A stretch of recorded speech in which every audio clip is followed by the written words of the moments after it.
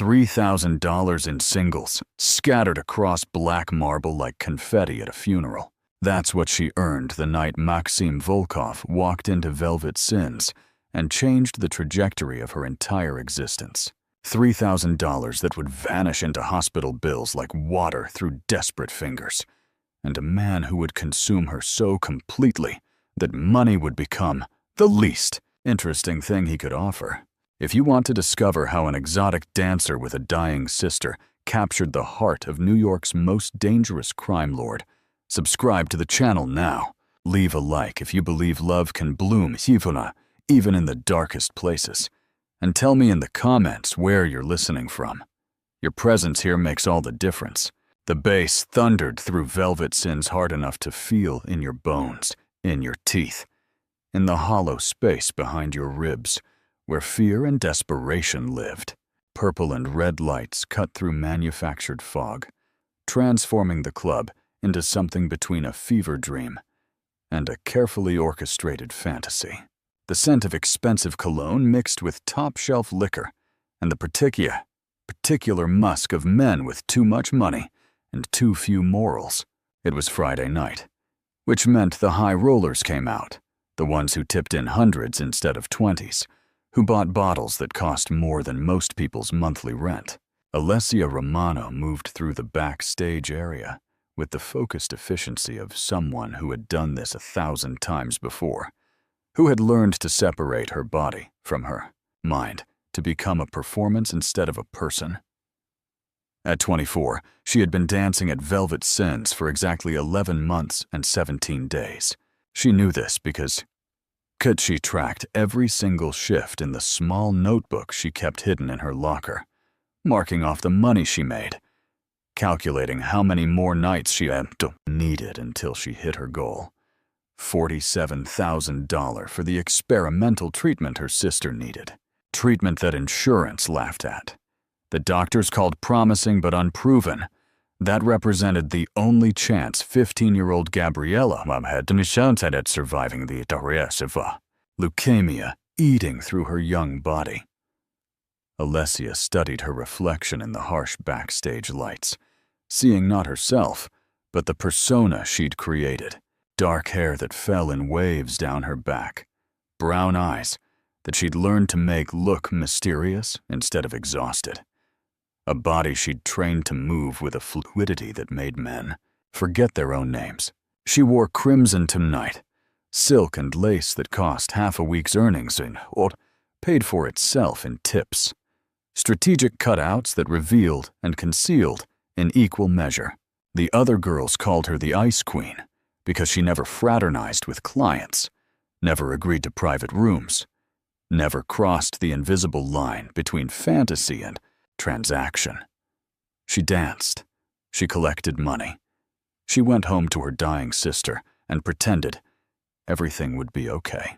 "Alessia, you're up in 5, Marco called from the doorway, the club manager who had hired her despite her complete lack of experience, because she had that quality he called transcendent desperation. People paid to watch beautiful women dance, he'd said, but they paid more to watch beautiful women who danced like their lives depended on it. He wasn't wrong. She nodded, checking her makeup one final time, applying another layer of the dark red lipstick that had become her signature. In the mirror, she could see the other biter dancers preparing, could hear their chatter about which regulars were already in the audience, who was drinking heavy, who looked like they might be generous tonight. But Alicia didn't participate in the speculation. She simply prepared, centered herself, and reminded herself why she was doing this. For Gabriella. Always for Gabriella. The main floor of Velvet Sins was arranged like a temple to excess. The stage jutted into the center of the room, surrounded by intimate tables and plush booths upholstered in black velvet. A massive crystal chandelier hung over Hazia for everything, refracting the colored light into Osret. But the head in glittering fragments. The bar ran the length of the back wall, staffed by bartenders who moved with the precision of surgeons, mixing drinks that cost as much as car payments. And everywhere, men in expensive suits, loosened ties. Hungry eyes, tracking every movement on stage. Alessia waited in the wings as the current dancer finished her set, watching the way she worked the pole with athletic grace, the way she collected bills with practiced smiles. When the music changed, when her cue came, Alessia stepped into the lights and became someone else entirely. The opening notes of her song, something slow and sensual with a driving beat underneath, filled the space. She moved like water, like sin, like a promise that could never quite be kept. Her body understood this language even when her mind recoiled from it. Extension, rotation, the controlled fall and recovery. Hair whipping in strategic arcs, skin catching the light at precise angles. The Gitijwashtwa with the intensity of predators. And Alicia gave them exactly enough to keep them wanting, never enough to satisfy. She had learned this balance carefully, had studied the other dancers, had crafted her performance to maximize earnings, while minimizing the feeling of violation that came with being objectified. She was a dancer, she told herself, an artist. The fact that she happened to be wearing very little while she performed didn't change the fundamental truth that this was choreography, technique, control. She was halfway through her second song when she felt it. A change in the atmosphere, a shift in the position of the room. The conversations that had continued in low murmurs beneath the music stopped. The ambient noise of ice in glasses, of chairs scraping, of casual laughter. All of it ceased as if someone had pressed a mute button on everything except the music. Alessia's training kept her moving, kept her in the routine, but her awareness expanded, trying to understand what had changed. And then she saw him. He sat in the VIP booth closest to the stage, a position that required either serious money or serious power, possibly both. Even seated, she could tell he was tall, broad-shouldered in a way that suggested his physique came from something more violent than a gym membership. He wore all black, a suit that probably cost more than her entire wardrobe, tailored to perfection, but somehow managing to make him look more dangerous rather than civilized. Dark hair swept back from a face that could have been carved from granite, all sharp angles and hard lines, but it was his eyes that stopped her. Pale gray that seemed to glow in the colored lights, fixed on her with an intensity that made her stumble in her routine. No one had ever looked at her like that before. Not with the casual lust of the usual clients, not with the detached appreciation of someone watching a performance. He looked at her like she was the only person in the entire club, possibly the only person in the entire city. He looked at her like he was memorizing every movement of a woman, cataloging every breath, claiming something with his gaze alone. Alessia forced herself to continue, to finish her routine with professional grace. But she could feel his eyes on her skin, like a physical touch. When she finally left the stage, her usual confident stride had shortened to something more uncertain. She collected her earnings with shaking hands, stuffing bills into the small bag she carried, trying to calculate quickly how much she'd made. Maybe 400 tonight, possibly 5, if the later sets went well. Still so far from 47,000. "Marco wants to see you," Christina said, one of the veteran dancers, her voice carrying a strange combination of envy and concern. Now, Alessia's stomach dropped. Had she done something wrong? Had someone complained? She pulled on the silk robe that backstage dancers wore between sets and made her way to Marco's office, a cramped room behind the bar that smelled of cigar smoke and cheap air freshener. Marco sat behind his desk, but he wasn't alone. Standing in the corner, somehow making the small office feel even smaller, was the man from the VIP booth. Up close, he was devastating. Not handsome in any conventional sense, too harsh for Joe, too dangerous, but compelling in a way that made it difficult to look away, like watching a storm form on the horizon. He had to be at least 6'3" with a phantom soldiers. But present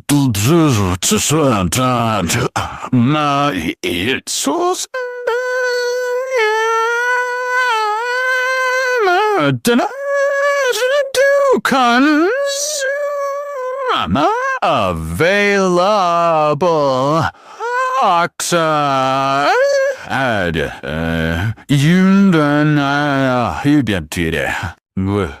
A thin scar cut through his left eyebrow, and his hands, she noticed, were marked with calluses that didn't come from office work. "Alessia," Marco said, and his voice had a tremor she'd never heard before. Fear. Marco was afraid. "This is Mr. Volkov. He has a request." Maxim Volkov studied her with those pale gray eyes, and Alessia felt like a butterfly pinned to velvet, displayed and helpless. He didn't smile, didn't offer pleasantries, simply looked at her with an assessment that felt both clinical and intimate.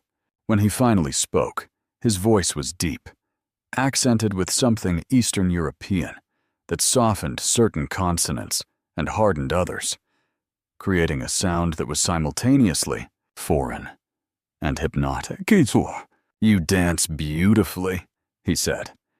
And it wasn't a compliment, merely an observation delivered with the same neutrality someone might use to comment on the weather. "How much do you make on an average night?" Alessia blinked, caught off guard by the directness. "I don't think that's any of your business." Marco made a sound like a dying animal, but Maxim's expression didn't change. If anything, there might have been the faintest suggestion of approval in his eyes, gone so quickly she might have imagined it. "How much?" he repeated, patient as death. 3,000 to 5,000, she said, lifting her chin. "On good nights." "And how much do you need? In total?" The question was so specific, so targeted, that it sent ice through her veins. How did he know she needed money? Was it obvious? Did desperation leak from her pores like perfume? She glanced at Marco, who looked like he wanted to disappear through the floor, then back at Maxim. "I don't know what you're talking about." "You dance like someone with a purpose," Maxim said, taking a step closer. The office was small enough that this brought him within arm's reach, close enough that she could smell him, cedar and gunpowder, and something darker underneath.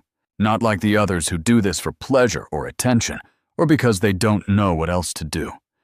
You dance like you're running towards something, or away from something, possibly both.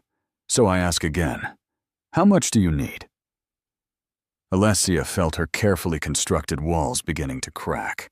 There was something about his certainty, his complete confidence that he already knew the answer and was simply waiting for her to confirm it, that made resistance feel pointless. $47,000, she heard herself say, and then immediately wanted to take it back. What was she doing? "For my sister's treatment. She has leukemia." Maxim nodded slowly, as if this explained something he'd been wondering about. "And you've been working here for almost a year, saving every dollar you can." It wasn't a question, but she answered anyway. 11 months and 17 days.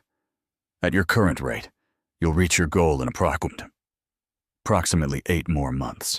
Assuming your sister survives that long, assuming the treatment is still available, assuming the price doesn't increase. Each word landed like a physical blow, because he was right, because she'd done these same calculations 100 times, because the mathematics of desperation were cruel and unforgiving.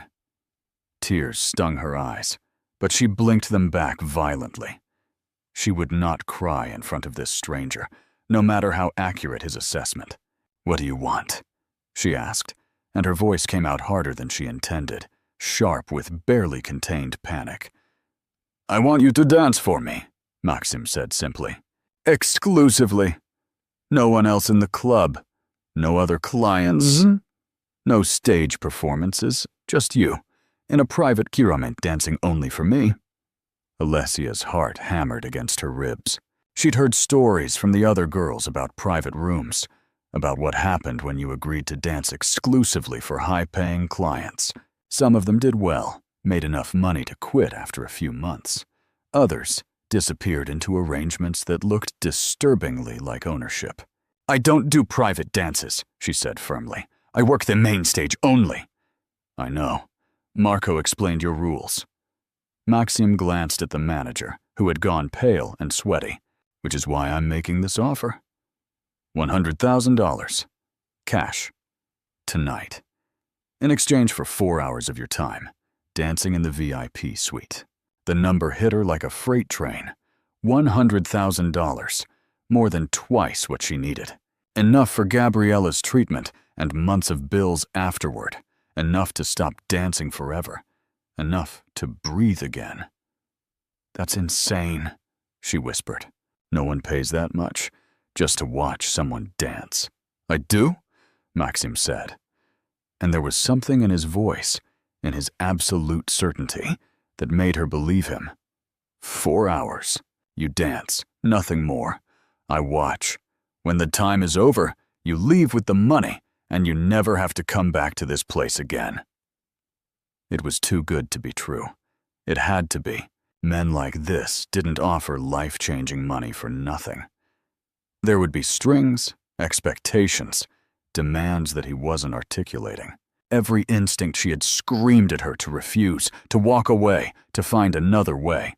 But then she thought of Gabriella, pale and frail in the hospital bed, losing her hair in clumps, throwing up from chemotherapy that wasn't working. She thought of the doctors shaking their heads, of the experimental trial that had a 30% success rate, but required payment up front. She thought of time running out like sand through an hourglass, precious and irretrievable. "Just dancing," she said, her voice barely audible. "Nothing else." "Just dancing," Maxim confirmed. "You have my word." "Your word doesn't mean anything to me. I don't know you." For the first time, something that might have been a smile touched his lips, though it didn't reach his eyes. "Then consider this. I could have simply taken what I wanted. The fact that I'm negotiating with you, offering payment, respecting your boundaries, that should tell you something about my intentions. It was a threat wrapped in reassurance, a reminder of power differential delivered with perfect politeness. Alesia understood immediately that this man was dangerous, that he operated in a world where normal rules didn't apply, that his wealth and influence gave him access to things and people that others could only imagine. "Show me the money first," she said, surprised by her own boldness. Maxim reached into his jacket and withdrew a phone, typed something quickly, then returned it to his pocket. 30 seconds later, Marco's desk phone rang. The manager answered, listened, went even paler, and hung up. "It's confirmed," Marco said quietly. "The money's been transferred to the club's account, $100,000. "I want it in cash," Alesia said, looking directly at Maxim. "Not a transfer. Cash that I can take with me tonight." "Marco," Maxim said, without breaking eye contact with her, "you have 30 minutes to withdraw $100,000 in cash and bring it to the VIP suite. I trust that won't be a problem." "No, Mr. Volkov," Marco said, already moving toward the door. "No problem at all." When they were alone, Maxim extended his hand toward the door. "Shall we?" Alessia's mouth went dry. This was it, the moment of decision. She could still say no, could walk away, could go back to the grinding desperation of dancing for singles and hoping she made enough before time ran out. Or she could take a chance on this dangerous stranger who looked at her like she was something precious and terrifying in equal measure. She thought of Gabriella's smile, the way her little sister used to dance around their apartment before she got sick, spinning and laughing without any besoutness that the world could be cruel. She thought of the promise she'd made to their parents before they died, that she would take care of Gabriella no matter what, that family, protected family. 4 hours, Alessia said, moving toward the door. "And then I never want to see you again." "We'll see," Maxime replied, following her into the hallway. The VIP suite at Velvet Sins was located on the 3rd floor, accessible only by a private elevator that required a keycard. Alessia had never been up there before, had only heard rumors from the other dancers about what happened in those exclusive rooms. Crystal and leather, they said. Champagne that cost $1,000 a bottle. Men who could buy and sell human lives without blinking. The elevator ride lasted less than a minute, but it felt like hours. Maxim stood behind her, not touching, but close enough that she could feel the heat radiating from his body, could hear the controlled rhythm of his breathing. He didn't speak, didn't try to fill the silence with small talk or false reassurance. He simply existed, a presence so overwhelming that the small elevator felt like it might implode from the pressure. When the doors opened, Alicia stepped into a space that redefined her understanding of luxury. The VIP suite was massive, easily 5 times the size of her entire apartment. Floor-to-ceiling windows overlooked the Manhattan skyline. The city spread out below like a carpet of stars. The floors were dark hardwood, polished to a mirror shine. Black leather furniture arranged in intimate groupings, a bar stocked with bottles that probably cost more than her yearly earnings, and in the center of the room, a small raised platform with professional lighting, clearly designed for exactly the purpose Maxime had proposed. "This is where you want me to dance?" she asked, her voice sounding small in the large space. "Yes."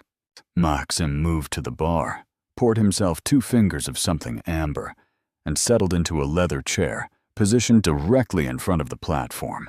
"You may use the dressing room to prepare if you need privacy.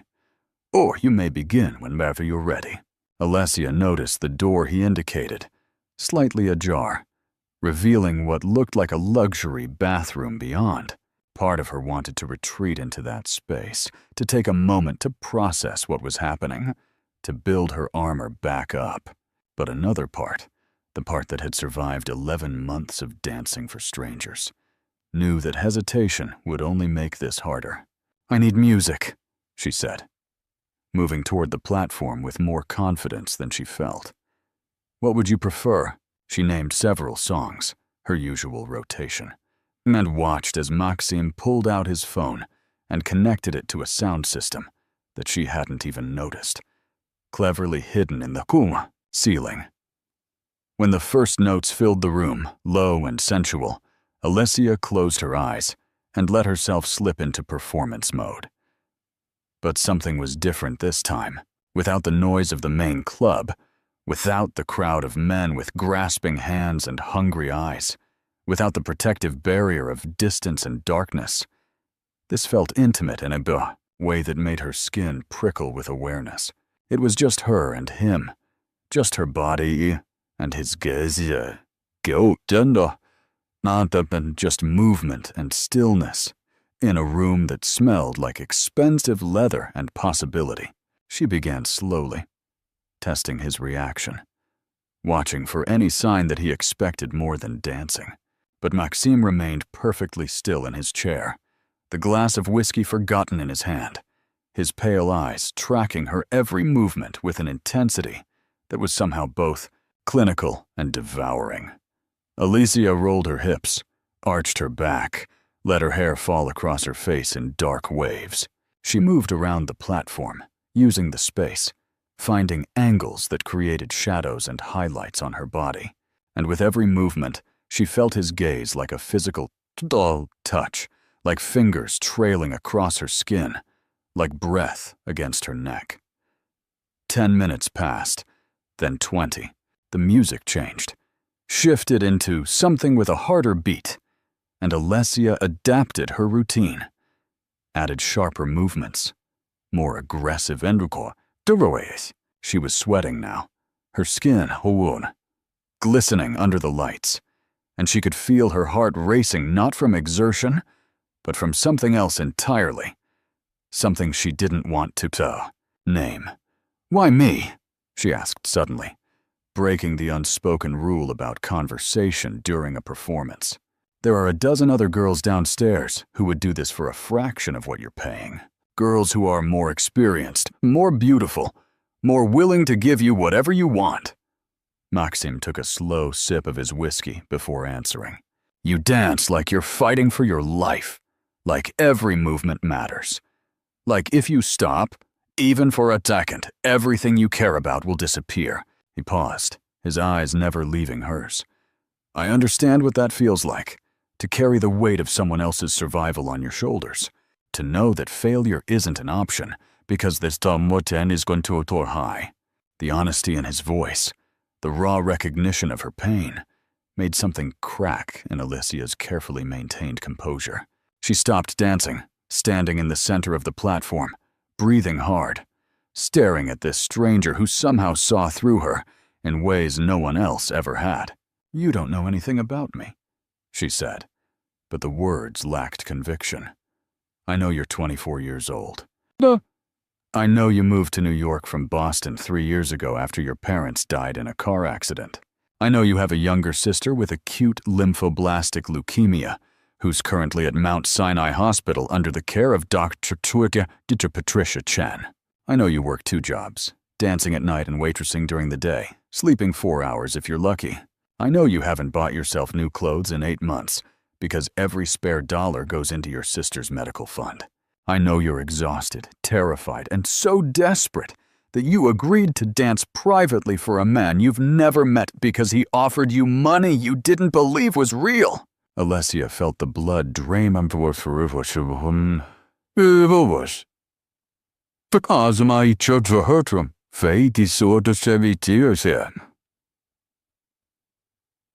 How do you be supposed to do you know all of that?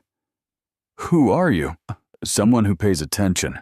Maxim set down his glass and stood, moving toward the platform with measured steps. Someone who understands what it means to protect family at any cost. Someone who recognizes strength when he sees it, even when that strength is wrapped in exhaustion and fear. He stopped at the edge of the platform, close enough now that she could see the details she'd missed before. The faint lines at the corners of his eyes that suggested he was older than she'd initially thought, possibly late 30s. The small scar on his jaw. The calluses on his knuckles that spoke of violence delivered with his own hands.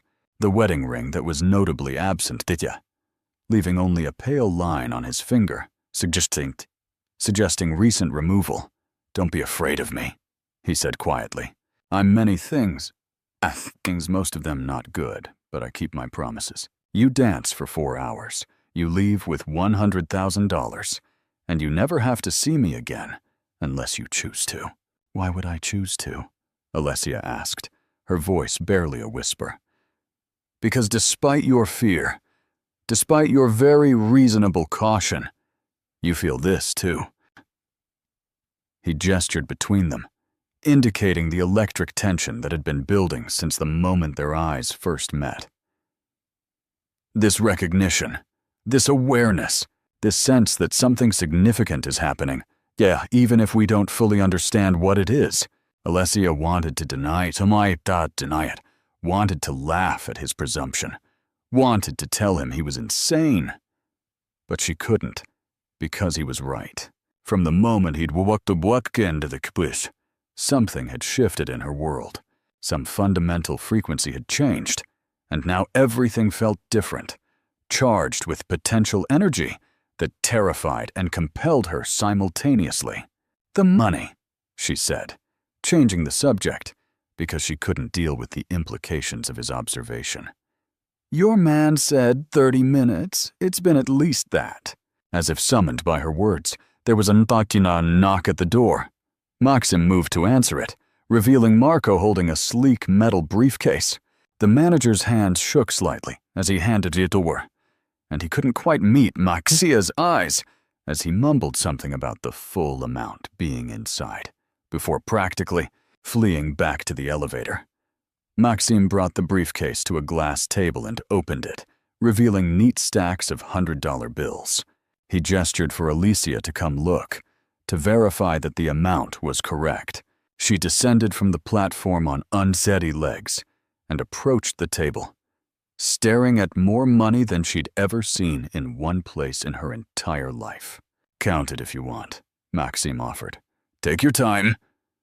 But Alessia didn't need to count it. She could see it was real, could smell the particular scent of new currency, could feel the weight of possibility pressing against her chest.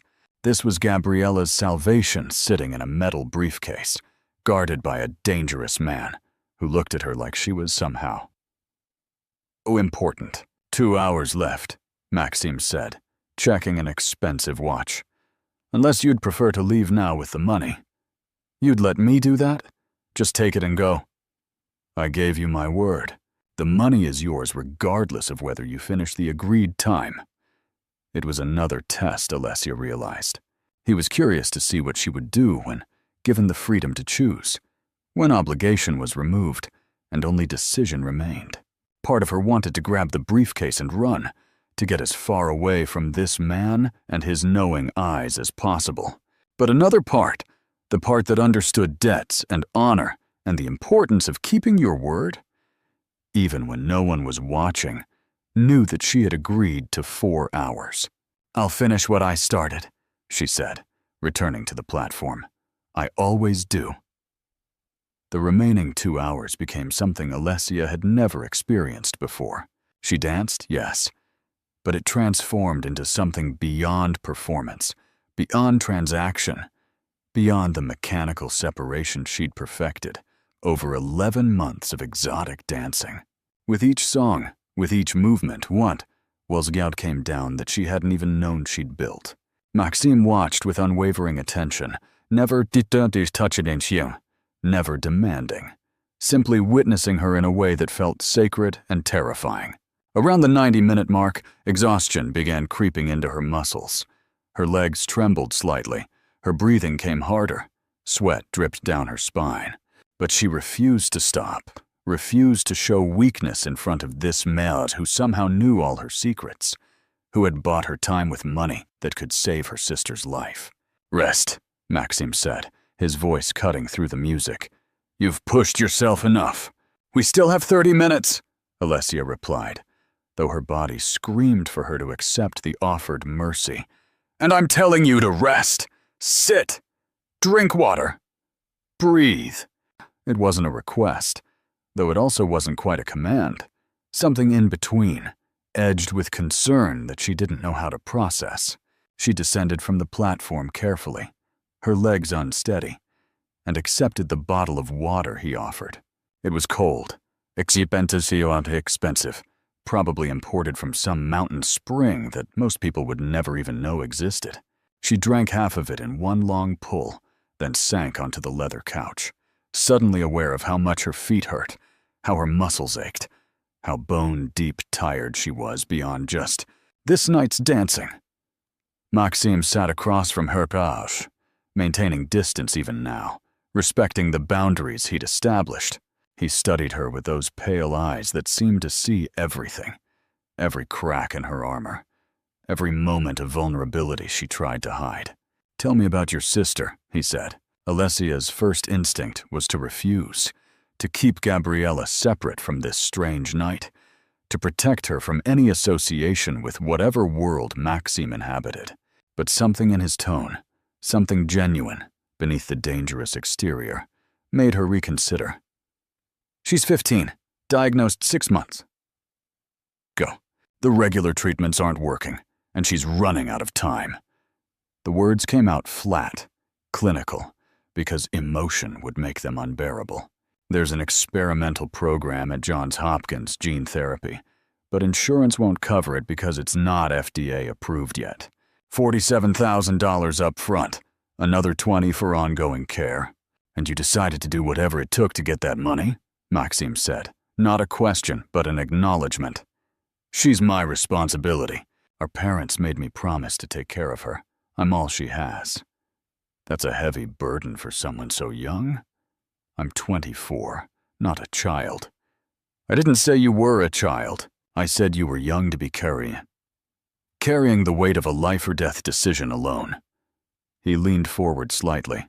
How long since you slept through the night without nightmares? How long since you ate a meal without calculating its cost against your sister's treatment? How long since you allowed yourself to feel anything other than terror and determination? Alessia felt tears sting her eyes, but she blinked them back furiously. You don't get to do that. You don't get to see inside my head just because you paid for a few hours of my time. No, Maxim agreed quietly. I don't. But I recognize what I'm seeing because I've lived it. Different circumstances, different stakes, but the same fundamental truth. When you love someone enough, when their survival depends on you, you become capable of things you never imagined. You cross lines you swore you'd never approach. You make bargains with devils because the alternative is unthinkable. There was something in his voice, some echo of old pain, that made Alessia look at him differently, not just as the dangerous stranger who'd bought her dancing, but as someone who understood, someone who had also carried impossible weight and survived it, though possibly at a cost she couldn't yet comprehend. Who did you lose? She asked, the question emerging before she could stop it. Maxim's expression didn't change, but something flickered in his eyes, gone too quickly to identify. My younger brother. 7 years ago. He was involved in business he shouldn't have been involved in, made enemies he didn't know how to handle. I was too late to save him. He paused, his jaw tightening almost imperceptibly. I've spent every day since ensuring I'm never too late again. The confession hung in the air between them, heavy with implications. Alessia understood in that moment that Maxim Volkov was not just wealthy, not just powerful, but dangerous in ways that had nothing to do with money, and everything to do with the kind of man who could speak about death and enemies with perfect calm. You're Mafia, she said. Not quite a question. I'm a businessman who operates in areas where traditional law doesn't always apply. Labels are less important than results. It should have terrified her. It should have sent her running from the room, money or no money. But instead, Alessia felt a strange sense of relief. At least now she understood what she was dealing with, could calculate the risk with more accurate information. And what do you want from me? Really? Beyond tonight, beyond the dancing? Men like you don't spend $100,000 without expecting something in return. Maxim stood, poured himself another drink, and moved to the windows overlooking the city. From where Alessia sat, he was silhouetted against the lights, a dark figure framed by artificial stars. I want to see you again, he said simply. Not here. Not like this. I want to take you to dinner at a restaurant where you can order whatever you want, without looking at prices. I want to have conversations that last until sunrise. I want to learn what your smile looks like when it's genuine instead of performed. I want to know the person underneath the armor you've had to build. Why? The question came out as a whisper. He turned to face her. Because from the moment you walked onto that stage tonight, I couldn't look away. Because you move through the world with a strength that most people spend their entire lives searching for. Because when you dance, you tell stories with your body that your mouth would never admit. Because I'm 41 years old, and I've never met anyone who made me want to be less than I am. Less than you are? I'm not a good man, Alessia. I've done things that would make you sick if you knew the details. I've built an empire on violence and fear, and the carefully calculated destruction of anyone who threatens what's mine. I'm not asking you to absolve me or fix me or love me despite what I am. He crossed back to her, close enough that she had to tilt her head to maintain eye contact. I'm simply asking for the chance to know you, to spend time with someone who reminds me that beauty exists in the world, that honor and sacrifice and love aren't just weaknesses to be exploited. Alessia's heart hammered against her ribs. Every rational part of her brain screamed that this was insane, that accepting anything from this man would be a mistake, that she should take the money and run, and never look back. But there was something in his eyes, some combination of loneliness and hope, and barely contained hunger that resonated with something deep inside her. "One dinner," she heard herself say, "but I have rules." "Name them." "You don't ask about my work. You don't try to pay for things beyond the meal. You don't assume that accepting dinner means I'm accepting anything more. And if at any point I want to leave, you let me go without argument or manipulation." "Agreed." Yayi extended his hand. Formal, almost old-fashioned. "Shall we seal this agreement properly?" Alessia looked at his hand, calloused and scarred, capable of two terrible things and also of this strange gentleness. She placed her smaller hand in his, felt the warmth of his skin, the strength in his grip, and something passed between them like an electric current. Not just attraction, though that was certainly present, but recognition. Two people who understood what it meant to sacrifice everything for the people they loved, who had crossed their own lines and survived, who carried weight that made them both stronger and more fragile than they appeared. "One dinner," she repeated, withdrawing her hand, even though part of her wanted to maintain that contact. "One dinner," Maxim agreed. "And then we see what happens next." Alessia left Velvet Sins at 2 in the morning, carrying a metal briefcase that weighed more than hope and felt more like destiny. Maxim had arranged for a car to take her home, a sleek black sedan with a driver who didn't ask questions and didn't make small talk.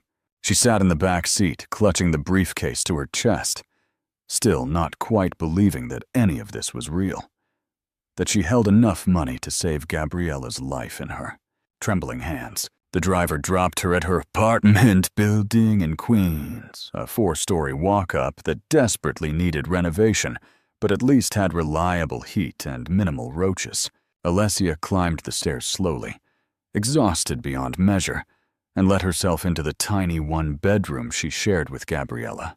Her sister was asleep in the only bedroom, so Alicia made her usual nest on the couch. But tonight, she set the briefcase on the coffee table and just stared at it for long minutes. She should count the money, verify the amount, make plans for depositing it tomorrow. But instead, she found herself thinking about Maxim Volkov, about his pale eyes and scarred hands, his brutal honesty and unexpected gentleness, the way he'd looked at her like she mattered beyond her usefulness. It terrified her how much she wanted to see him again, how much she wanted to believe that someone like him could be interested in someone like her, for reasons that had nothing to do with transaction. Sleep came fitfully, full of dreams, where she danced in an empty room. And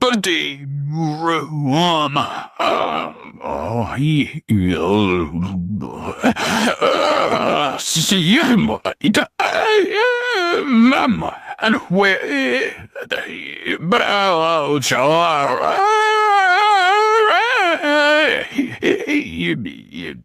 bells is a watchstand, whispered promise in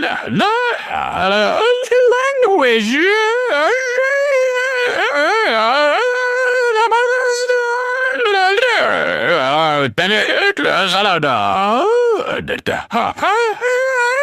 When she woke to weak morning sunlight filtering through thin curtains, the briefcase was still there. Confirmation that last night hadn't been some fever dream born of desperation. Gabriella emerged from the bedroom around 9, pale and thin, wearing a headscarf to hide her hair loss. At 15, she tētera. Druki totus tubitus su totus tis go to satan tu child tabo so bus as I put it to see why do shabia kitty in and you did kishki chetan bukatoyu or should you up to sure a jar sort of tuturai jedu boutique booty because ochi digi is the dirty to tabai bully bobby to a baba or should to trouwens borduji tuturbusu titketen toso pont tamburat went to aditi de puchio drosh dot doitoi brui chikio de intia to asa hodaniji do dik big chi gairi it is a dodge any not to think GDBT and as darted edu to buitito sato di tico diki sekugo in o de jadiant kid the parapl he is to do zawas. Instead, she navigated life around chemotherapy schedules and blood counts and the constant specter of mortality. "You're home late," Gabriella said, settling next to Alessia on the couch. "How is work?" "Different," Alessia replied, unsure how to explain. "Actually, I have something to tell you." She opened the briefcase, and Gabriella's eyes went wide as she saw the money. Alessia explained quickly, carefully about the private performance, about the generous client who had paid more than expected. She didn't mention Maxim's name, or the dinner invitation, or the way her pulse still raced when she thought about his hands almost touching hers. Tears streamed down Gabriella's face as understanding dawned. "This is enough for the treatment." "This is enough," Alessia confirmed, pulling her sister into a fierce hug. "We're going to Johns Hopkins. We're going to get you better." They spent the morning making phone calls, verifying that the experimental program still had availability, arranging for the transfer of funds. Chen was cautiously optimistic, warned them that the treatment wasn't guaranteed, that the 30% success rate was honest, not encouraging, but agreed that it was Gabriella's best chance. They scheduled the admission for the following week, pending final tests. For the first time in 11 months, Alessia allowed herself to breathe. To believe that Turbajaden would survive this, that the sacrifices had been worth it, that dancing for strangers and crossing her own boundaries had served a purpose beyond degradation.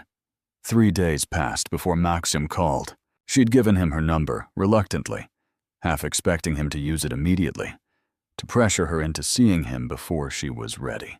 The fact that he waited, that he gave her space, made her trust him slightly more than she probably should have.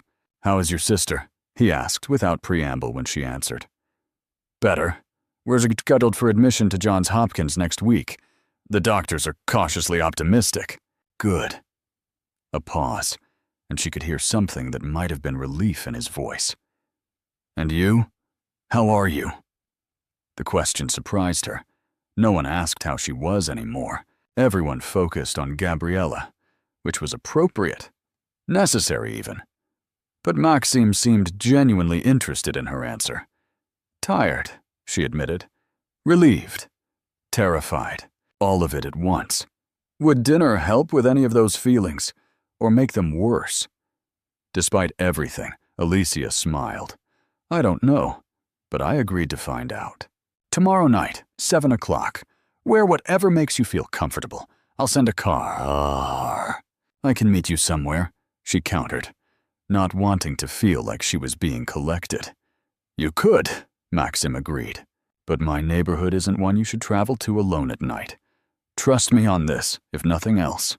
Something in his tone suggested this wasn't about control, but genuine concern.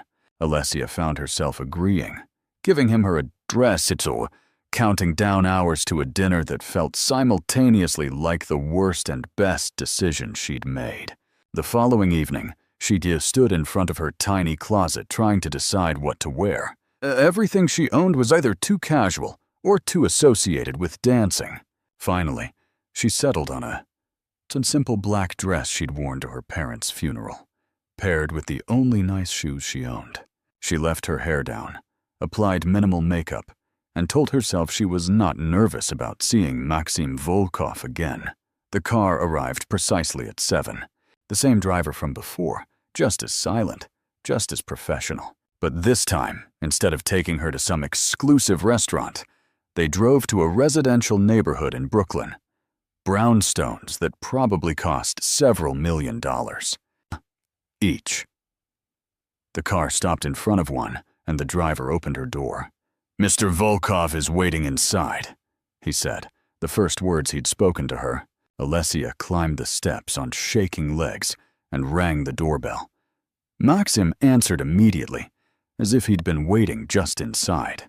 He wore dark slacks and a white shirt with the sleeves rolled to his elbows, more casual than she'd ever seen him, and somehow more dangerous for the informality. "You said dinner at a restaurant," she said, not moving from the doorway. "I said dinner where you could order whatever you wanted, without looking at prices. I never specified a restaurant." He stepped back, gesturing her inside. "I thought you might prefer privacy for our first real conversation. But if you're uncomfortable, we can go somewhere public. Your choice." Alessia hesitated.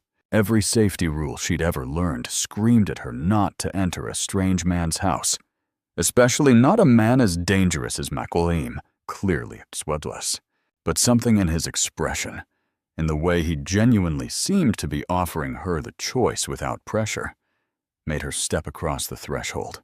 The interior of the brownstone was exactly what she would have expected from someone with Maxim's resources and taste. Hardwood floors, exposed brick, minimalist furniture that somehow managed to be both expensive and comfortable.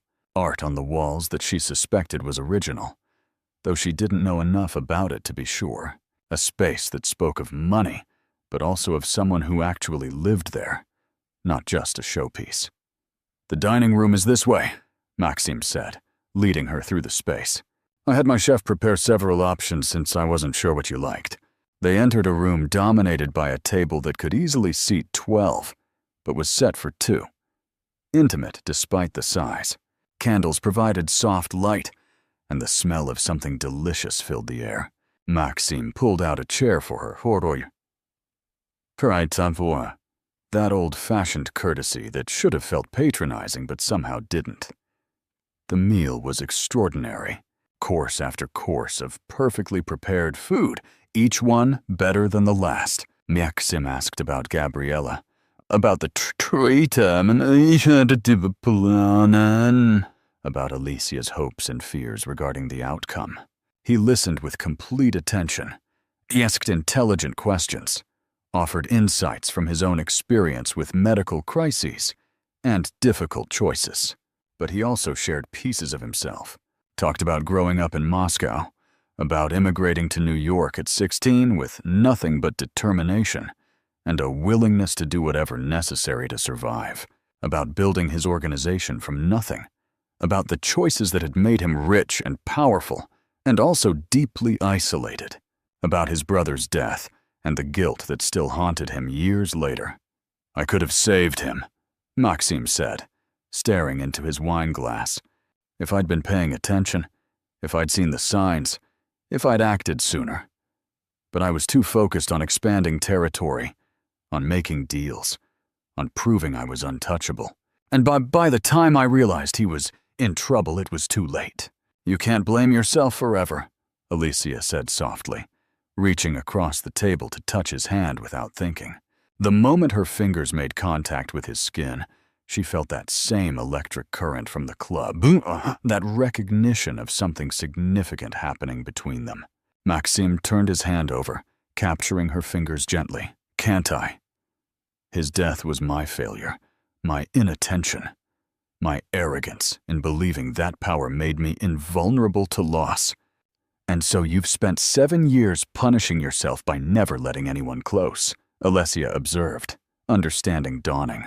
"By building walls so high that no one can reach you, so you never risk failing someone you love again."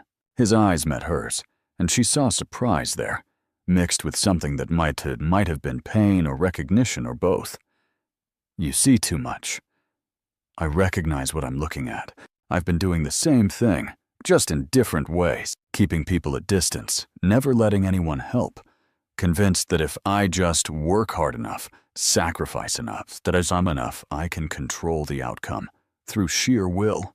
She squeezed his hand. "But that's not how life works. Gabriella might survive this treatment or she might not. Your brother's death was a tragedy, but you're not God. You couldn't have controlled every variable, prevented every possible danger."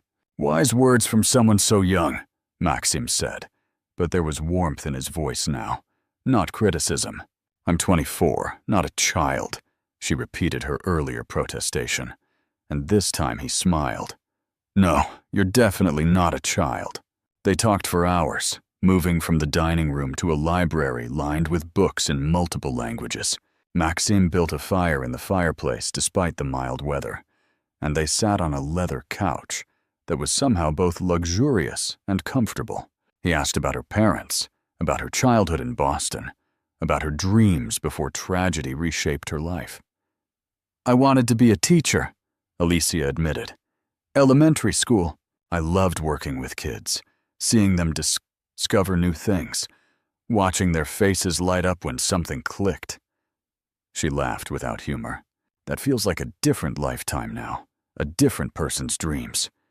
The dreams don't have to be dead, Maxim said. Delayed, perhaps, waiting for the right time. Maybe, but she didn't sound convinced. What about you? If you could do anything, be anyone, what would you choose? He considered the question seriously, staring into the fire. Something simple.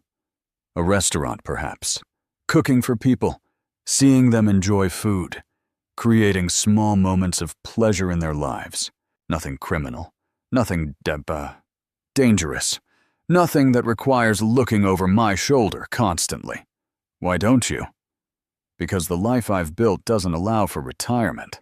Because the people who work for me depend on my leadership. Because my enemies would see any withdrawal as weakness, an opportunity to strike. He turned to look at her. Because I made choices years ago that closed certain doors forever? That's sad, Alessia said quietly. That's reality. But there was something in his expression, some hint of wistfulness, that suggested he agreed with her assessment more than he wanted to admit. The conversation shifted to lighter topics. Books they'd read.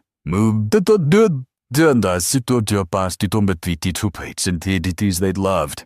Small details of daily life that had nothing to do with their respective burdens.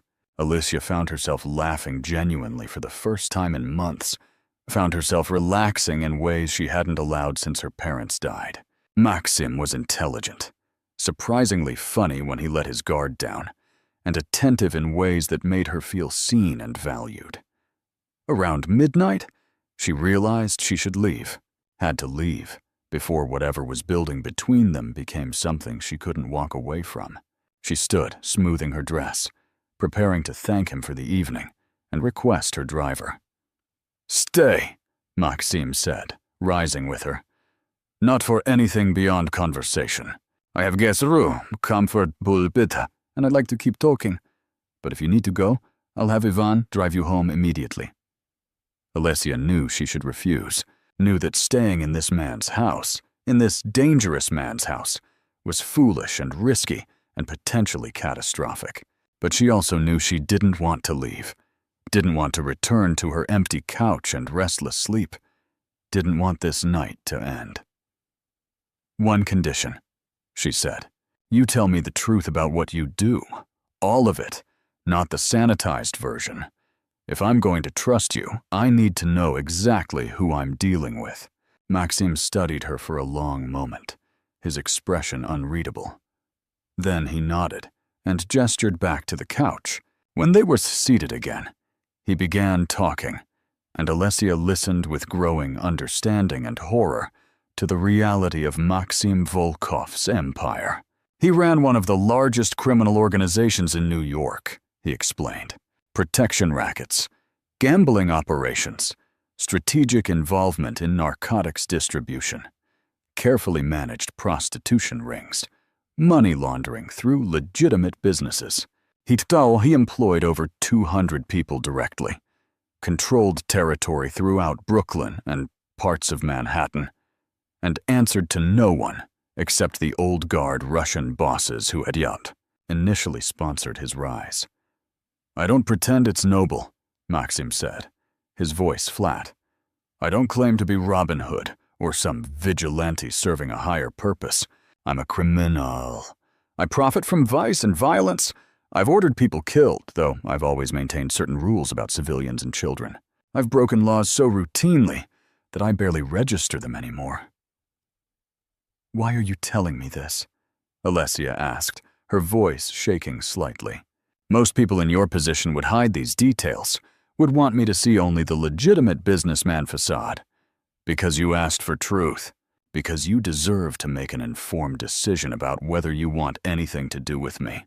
Because I'm tired of performing for people, of maintaining masks, of pretending to be something I'm not." He turned to face her fully. "You said I don't get to see inside your head just because I paid for your time. You were right, but I'm hoping you might let me in anyway, and I can't ask that while hiding who I am." Alessia processed this information, trying to reconcile the man who ran criminal enterprises with the man who had listened to her talk about her sister with genuine compassion, who had shared his own grief without pretense, who looked at her like she was precious. "I should be terrified of you," she said finally. "You should," he agreed. "I'm dangerous, though. My world is violent. Association with me puts you at risk, and yet I'm not. Terrified, I mean. I'm cautious. I'm aware of the risk, but I'm not afraid." She shook her head, trying to understand her own reaction. "Why is that?" "Because you recognize that I would never hurt you. That whatever else I am, whatever crimes I've committed, you are separate from that. Protected from that." He reached out slowly, giving her time to pull away, and touched her face with surprising gentleness. "From the moment I saw you dance, I knew you were different, important, mine to protect, not mine to use." The possessiveness in his voice should have alarmed her, but instead, it sent heat through her body. No one had ever claimed her like this, had ever looked at her with such fierce intent. Alessia leaned into his touch without consciously deciding to, her eyes closing briefly at the sensation of his calloused palm against her cheek. "This is insane," she whispered. "I barely know you. You're a criminal. I'm a dancer trying to save her dying sister. We have nothing in common, no reason to trust each other, no future that makes any sense. And yet here we are," Maxim replied, his thumb tracing the line of her jaw. "Drawn together despite logic, despite reason, despite every rational argument against it." Alessia opened her eyes and found him closer than before, close enough that she could see the silver threading through his dark hair at the temples, close enough to count. Individual eyelashes, close enough to feel the warmth of his breath against her lips. "If I kiss you," he said softly, "everything changes. We can't go back to strangers, can't pretend this is simple or casual, or something we can walk away from easily. So I'm asking permission, I'm giving you the choice. Because once I start, I'm not sure I'll be able to stop." Alessia's heart raced so hard, she thought it might burst through her ribs. Every logical part of her brain screamed at her to pull back, to leave, to run from this dangerous man and his dangerous life. But another part, the part that had been alone for so long, that had carried impossible weight without help, that had forgotten what it felt like to be wanted for something beyond her usefulness, that part made her decision. "Yes," she breathed. "Kiss me." Maxim kissed her like a man starving, like she was air, and he'd been drowning, like he'd been waiting his entire life for this moment. His mouth claimed hers with an intensity that should have been frightening, but instead felt inevitable, necessary, like the natural conclusion to everything that had been building between them since that first moment in the club. Alessia melted against him, her hands rising to grip his shoulders, then sliding into his hair, pulling him closer even though there was already no space between them. The kiss deepened, became more urgent, more desperate. Maxim's hands moved from her face to her waist, pulling her onto his lap, so she straddled him on the couch. Alessia could feel his arousal pressed against her, could feel her own body responding with a heat that had nothing to do with the fireplace, and everything to do with the man underneath her. She'd never felt like this before, never experienced this combination of desire and safety, of wanting and being wanted in return. When they finally broke apart, both breathing hard, Maxim rested his forehead against hers. "I should stop," he said, his voice rough. "I should send you to the guest room.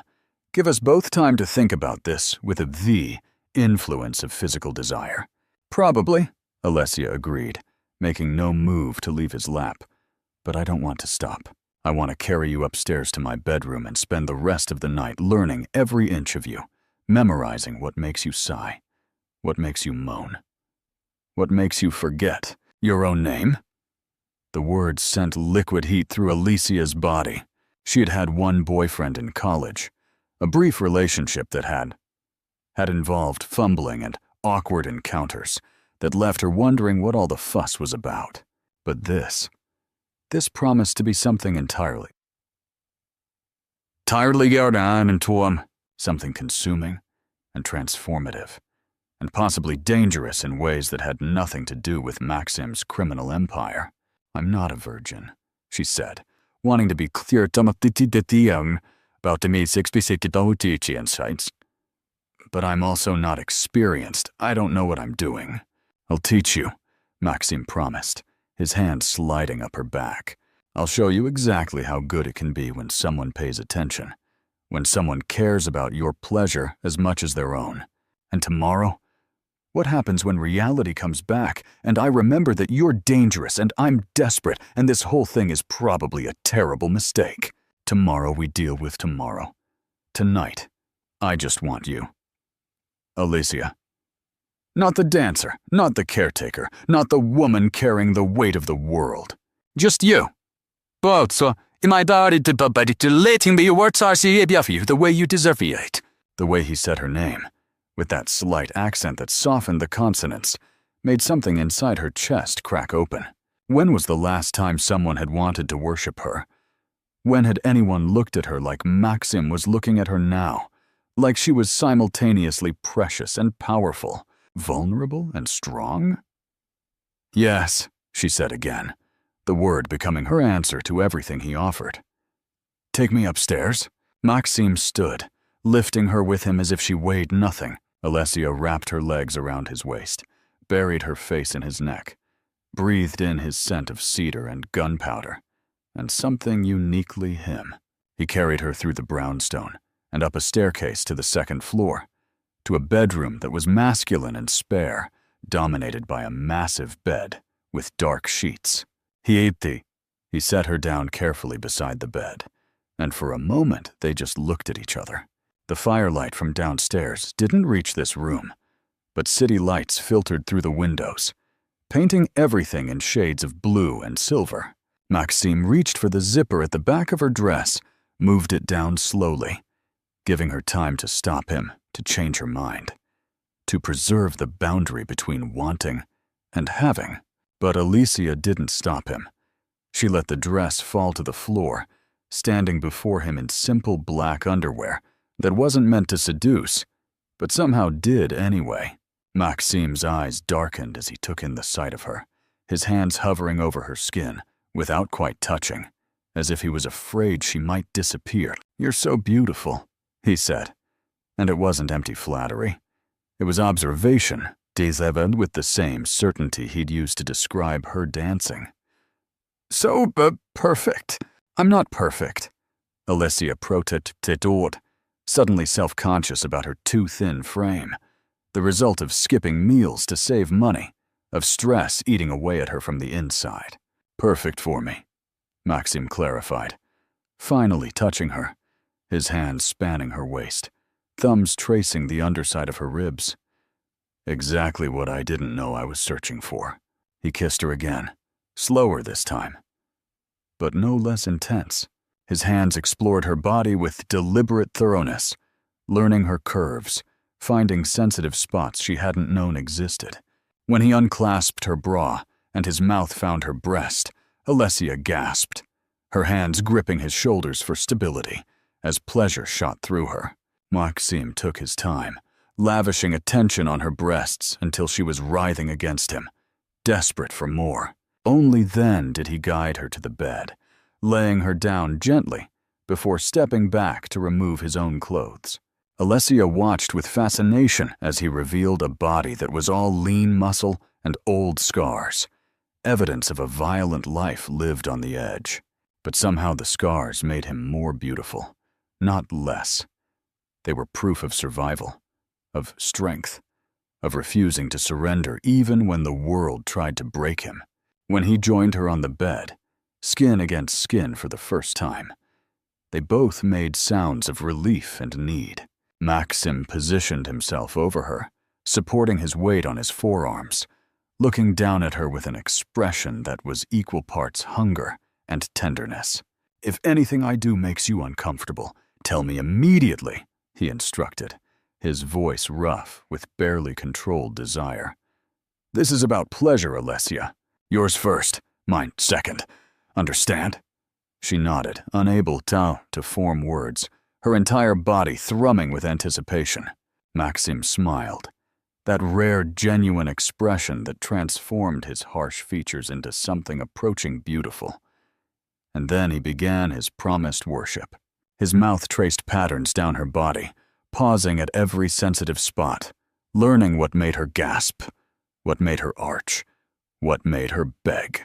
By the time he settled between her thighs, Alessia was trembling with need, her hands fisted in the sheets. When his mouth found her most intimate place, when his tongue began exploring with devastating skill, she cried out, overwhelmed by sensation. Maxim built her pleasure methodically, patiently, bringing her to the edge again and again without letting her fall over. He seemed to take genuine joy in her responses, in the way her body moved beneath his attention, in the sounds she couldn't contain. When he finally allowed her release, when pleasure crashed through her in waves that seemed endless, Alessia screamed his name, her back arching off the bed, her entire world narrowing to the man between her legs and the sensations consuming her. She was still shaking from the aftershocks when Maxim moved up her body, kissed her deeply enough that she could taste herself on his tongue. The intimacy of it should have embarrassed her, but instead it felt natural, right, like they were already beyond the point where normal rules applied. "I need to be inside you," he said against her mouth. "But I want your explicit consent first.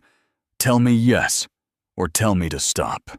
Alessia looked into his eyes, saw the desire there, but also the control, the willingness to stop even now if she asked. The fact that he would, that her comfort mattered more to him than his own satisfaction, made her decision easy. "Yes," she said clearly. "I want this. I want you." Maxim reached for the nightstand, retrieved protection, took care of necessary practicalities with efficient movements. Then he positioned himself at her entrance, moved forward slowly, giving her body time to adjust to his size. Alessia felt the stretch, the burn that came with fullness, but there was pleasure underneath it, building with each inch he claimed. When he was fully seated into Yesitur, when they were joined completely, they both went still. The moment felt sacred somehow, weighted with significance beyond the physical. Maxim held her gaze as he began to move, slow, deep strokes that sent pleasure spiraling through her entire body. Alessia wrapped her legs around his waist, met his thrusts with her own movements, learned the rhythm of their bodies together. "You feel like heaven," Maxim groaned against her neck. "Like home, like everything I didn't know I was missing." Alessia couldn't respond with words, could only hold him tighter, could only surrender to the building pressure inside her. When her second orgasm hit, it was even more intense than the first, made more powerful by the feeling of Maxim moving inside her, by the intimacy of being filled and claimed and worshipped simultaneously. "Tuovu," she felt him follow moments later, felt him pulse inside her as he buried his face in her shoulder and said her name like a prayer, like a confession, like a vœu. They lay tangled together afterward, Maxim's weight a comforting pressure, Alessia's hands tracing lazy patterns on his back. Neither spoke, both understanding that words would break the spell of what had just happened, would force them to confront the reality of what they'd done, what it meant. Where they went from here. Finally, Maxim rolled to the side, pulling her with him so she was tucked against his chest. His heartbeat was steady, under her ear, a reassuring rhythm that made her feel safe despite every logical reason she shouldn't. "Stay the night," he said quietly. "Sleep here. Let me hold you." "I should go home," Alessia said, but made no move to leave the bed. "Gabriella will worry. Call her. Tell her you're with a friend, that you're safe, that you'll be home in the morning." His arms tightened around her. "Please, I'm not ready to let you go yet." Alessia found her phone in her discarded dress, sent a quick text to Gabriella explaining she'd met up with an old friend from Boston, that she'd be home for breakfast. Her sister responded immediately with a string of happy emojis, so relieved that Alessia was finally taking time for herself that she didn't question the unlikely story. They talked through the night, the kind of deep conversation that felt safe in darkness, that revealed truths neither would have admitted in daylight. Maxim told her about the first man he'd killed, about the weight of that decision, about how it had changed him in fundamental ways. Alessia confessed her anger at her parents for dying, for leaving her alone with responsibility too heavy for anyone so young, for not being there to help with Gabriella's illness. "It's okay to be angry," Maxim said, his fingers trailing through her hair. "Grief and love aren't opposites. You can miss them desperately and still be furious that they left. How did you get so wise about loss?" 7 years of therapy after my brother died. My organization required it. Said I was too unstable to lead effectively. Best decision anyone had ever made for me, though I fought it initially. The admission surprised her. She hadn't imagined crime lords in therapy, hadn't considered that even dangerous men needed help processing trauma. As dawn approached, painting the sky outside in shades of pink and gold, they made love again, this time slower, more tender, with full knowledge of each other's bodies and preferences. Alessia discovered she liked being on top, liked the control and power of that position. Maxim discovered he loved watching her face as pleasure built, loved the small sounds she made when he touched her exactly right, when she finally left his brownstone around 8 in the morning, wearing yesterday's dress, and carrying memories that felt simultaneously real and impossible. Maxim walked her to the car. Before she got in, he pulled her close, kissed her forehead with surprising gentleness.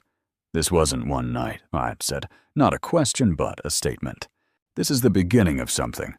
You understand?" "You need to understand that, yes?" "I understand it's complicated," Alessia replied, torn between the desire to agree with him and the fear of what that agreement would mean. "Complicated doesn't mean impossible. It just means we have to be intentional, have to choose each other despite the obstacles." He tilted her chin up, forcing her to meet his eyes. "I'm choosing you, Alessia. The question is whether you're brave enough to choose me back." The drive home gave her time to process, to think about what had happened, what it meant for her carefully constructed life. She'd slept with a crime lord. She'd shared her body and her secrets with a dangerous man who operated outside every law she'd been raised to respect. But she'd also experienced connection for the first time in years, had felt seen and valued and desired in ways that had nothing to do with what she could provide. Gabriella was eating cereal at their tiny kitchen table when Alessia arrived, and her sister took one look at her and grinned. "You slept with someone." "What? No, I told you. I was with a friend." "A friend who makes you smile like that? A friend who gave you that very obvious hickey on your neck?" Gabriella pointed with her spoon. "Come on, tell me everything." Alessia touched her neck, felt the tender spot Maxim's mouth had left, and couldn't help but smile wider. She gave Gabriella an edited version, left out the criminal empire and the initial meeting at the club, focused instead on the dinner and conversation, and unexpected connection with someone she'd met recently. "I'm happy for you," Gabriella said seriously. "You deserve this, deserve someone who sees how amazing you are." It's complicated. Everything worthwhile is complicated. The question is whether it's worth the complication.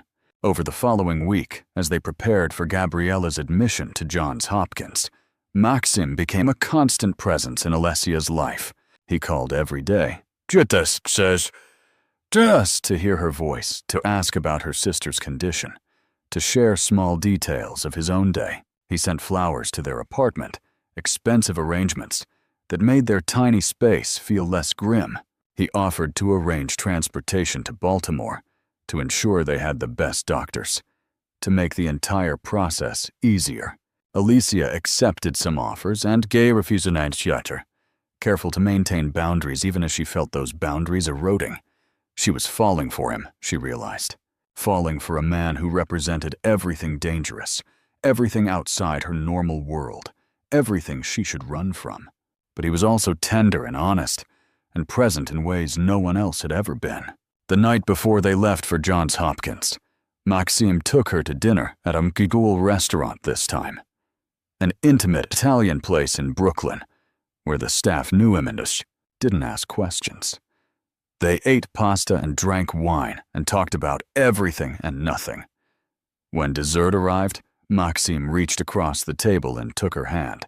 "When you come back from Baltimore, I want you to move in with me," he said with Hua todo pregiamul. Alicia nearly choked on her wine. "What? Your apartment is too small, too far from everything, not safe enough for my comfort. My brownstone has plenty of space. Gabriella can have her own room, recover in comfort and security. You can stop working at the club, focus on your sister's care and your own future. Let me take care of you both. Yes, Maxime. We've known each other for barely 2 weeks. People don't move in together after 2 weeks. People in normal relationships don't. But we're not normal, and you know it." He squeezed her hand. "I'm not asking you to marry me. Not asking for commitment you're not ready to give. I'm simply offering you and your sister a better situation, a home where you don't have to struggle, where medical care and recovery can happen without the stress of financial pressure. And what do you get out of this arrangement? You. In my space. In my life. In my bed when you want to be there. The chance to build something real with someone who matters." Alicia wanted to refuse, wanted to maintain her independence, wanted to prove she could handle this on her own. But she also thought about Gabriella, recovering. In a beautiful bedroom instead of on their worn couch. About not having to work double shifts. About the possibility of building something with Maxime that went beyond desperate circumstances and temporary solutions. "Let me think about it," she said finally. "Let me get through the treatment, see how Gabriella responds, and then we'll talk." Maxime nodded, accepting the non-answer with more grace than she expected. "Fair enough, but the offer stands, whenever you're ready." They said goodbye that night with a kiss that lasted until they were both breathless, with whispered promises to stay in touch while she was in Baltimore, with the understanding that something significant was happening between them, whether they were ready for it or not. As Alicia rode home, she touched her lips where his mouth had been and wondered if she was brave enough to choose the complicated, dangerous, beautiful possibility of Maxime Volkov, or if fear would ultimately drive her away from the best thing that had happened to her in years.